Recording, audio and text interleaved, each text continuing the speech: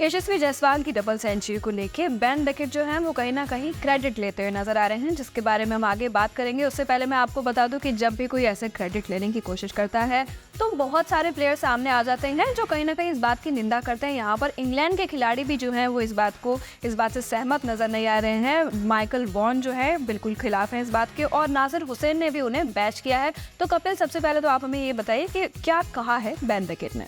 Ben Duckett की अगर बात करी जाए तो उन्होंने कहा है कि when you see players from the opposition playing like that, it almost feels like we should take some credit that they are playing differently than how other people play test cricket. यहाँ पर अगर यशस्वी जायसवाल की बात करी जाए तो उनकी upbringing, उनका हार्डवर्क, उनकी मेहनत जो है वो उनकी सक्सेस के पीछे वजह है, ना कि कुछ और। जिसको लेके नासिर हुसैन का क्या कहना है वो मैं आपको बता देती हूँ। उन्होंने कहा he has not learned from you, he has learned from his upbringing and all the hard work yards he has put in while growing up. He has learned from the IPL. If anything, I would look at him and learn from him. बिल्कुल उर्विका, अगर बात करी जाए यशस्वी जायसवाल की तो आज़ाद मैदान से वो अपना करियर शुरू करते हैं, स्ट्रगल करते हैं, टेंट पे रहते हैं, खुद जो है वो खाना बनाते हैं और कई बार तो धूप में तपते हुए भी नजर आते हैं। और वहाँ से जर्नी शुरू होती है, धीरे धीरे करके जो है वो अंडर 19 खेलते हैं, फिर वहाँ परफॉर्मेंस अच्छा रहता है तो राजस्थान रॉयल्स में आते हैं और फिर टीम इंडिया में आते हैं तो उनकी जो रनों की भूख है ना वो नजर आ रही है। यहाँ पर जो है नासिर हुसैन बात को आगे बढ़ाते हुए कहते हैं, so whatever they are saying in public and in that dressing room, I hope they are going back to their room with self-introspection. I can look at that lad and learn from him. Otherwise, it becomes a cult, doesn't it? बिल्कुल, मुझे ऐसा लगता है कि England की team को जो है वो वापस बैठना चाहिए और ये सोचना चाहिए कि जो बेसबॉल वो खेल रहे हैं क्या वो इंडियन कंडीशंस में जो है वो कामयाब हो पाएगा, क्योंकि बार बार जो है वो ब्रेंडन मैकलम कह रहे हैं कि अभी जो है वो बेसबॉल जो है वो रिटायर नहीं होगी। लेकिन मुझे ऐसा लग रहा है कि जायसवाल अगर इसी तरीके से खेलते रहे तो रिटायर जरूर हो जाएगी। यहाँ पर जो है महज नासिर हुसैन जो है इस बात से सहमत नजर नहीं आए, क्रिटिसाइज करते हुए नजर आए। बाकी के रिएक्शंस क्या आते हैं उसके बारे में हम आगे कभी बात करेंगे अगर कुछ सामने आता है तो। माइकल वॉन की अगर बात करी जाए तो उन्होंने भी जो है इस बात को क्रिटिसाइज करते हुए नजर आए। उनका कहना है, listen to them and you would think nothing is ever wrong. Jimmy Anderson said they would chase 600 in Vizag.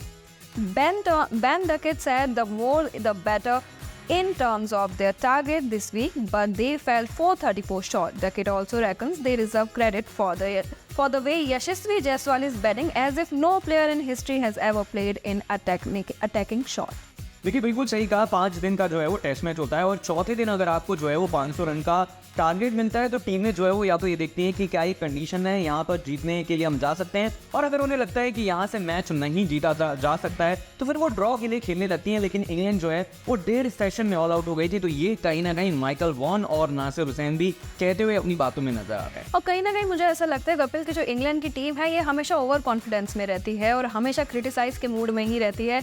अगर जीतेंगे तो भी क्रिटिसाइज करेंगे, हारेंगे तो भी क्रिटिसाइज करेंगे। ये नहीं कि थोड़ी मेहनत करें और आगे बढ़ें, लेकिन आगे बढ़ने की बातचीत ज़्यादा करते नहीं है।